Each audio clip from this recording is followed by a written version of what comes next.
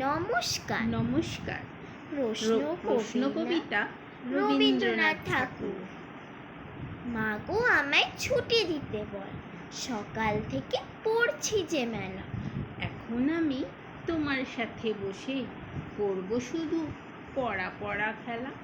তুমি বলছো দুপুর এখন সবে, না হয় যেন সত্যি হলো তাই। একদিনও কি দুপুরবেলা হলে বিকেল হলো মনে করতে নাই? আমি তো বেশ ভাবতে পারি মনে, সূর্য ডুবে গেল মাঠের শেষে। বাগদি বুড়ি চুপড়ি ভরে শাক তুলছে পুকুর পাড়ে এসে। আধার হলো মাথার গাছের তলা, কালো হয়ে এলো দিঘির জল।